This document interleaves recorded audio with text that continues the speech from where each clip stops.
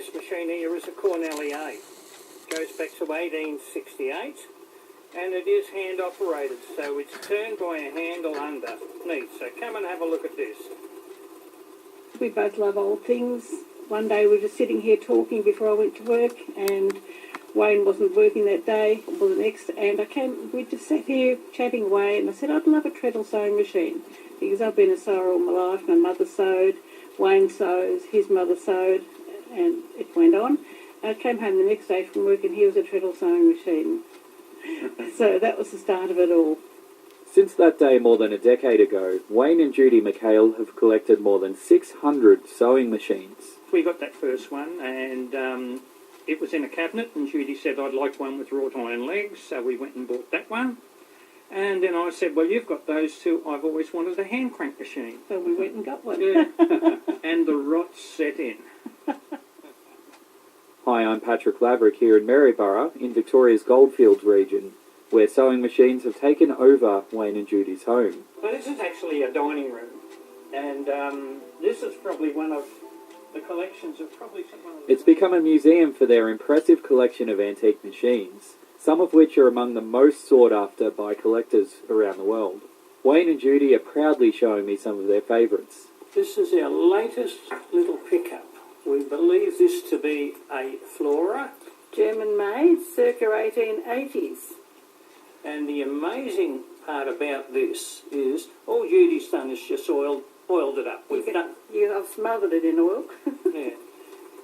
How do you find these old machines? We find nowadays that they tend to find us. But early on, we used to scour through eBay and later Gumtree, look through auction sites and so on, and find things that we like. We also looked at Gumtree, but garage sales, things like that. And then it came down to word of mouth as well. So, as I said, most times now they tend to find us. Yeah, I think it's Judy said they select us. You know, we get down, we were having a look at the other night at just different machines. Now that we've got over 600 machines in our collection, I suppose you could say we are being a little bit more specialised. But we saw one in America, so yes, we do purchase machines from overseas. We saw one in America, which is very rare here. The price was right. So we purchased it, and we're waiting for that. But it doesn't have to be an expensive machine. It doesn't have to be an immaculate machine. Anyone's machine is their machine, and that's special to them. It doesn't make it better or worse than any other machine in any museum. So what do you do with these machines once you've got one? The first thing we've got to do is get it working. The operational side of things is very, very important, because we do not want to display anything that's not operational. And as we get a better one, we move on the lesser quality, and we keep the better one. As collectors do. So what's involved with restoring these machines? The first thing is to make sure that hopefully it is complete, and if it isn't complete, that we have the parts that will make it complete. We oil it and oil it and oil it to try and free it up to make sure it's working well. We clean them. We never use anything really chemical on them. We use sewing machine oil. They have to be very careful looking after them, because the decals on these old machines are the most delicate part of it. And this is where we advise people just to be very careful with restoring them. This machine here is an 1868 Howe number 3. So Elias Howe Jr., who made that machine, actually took Singer to court in 1852 for stealing this patent. Some people think Singer was the first one to invent the sewing machine, but the first operational sewing machine was actually put out in 1790.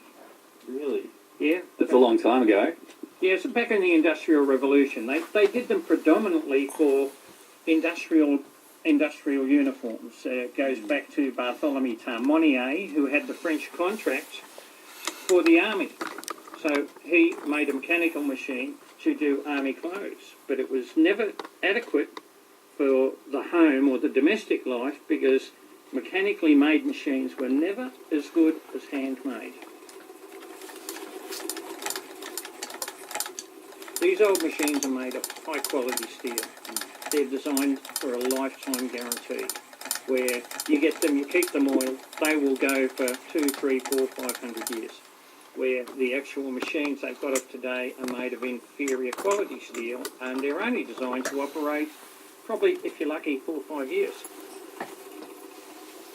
We have our collection, we're very proud, but we don't deem that they're our machines. We just deem that we're custodians of the machines.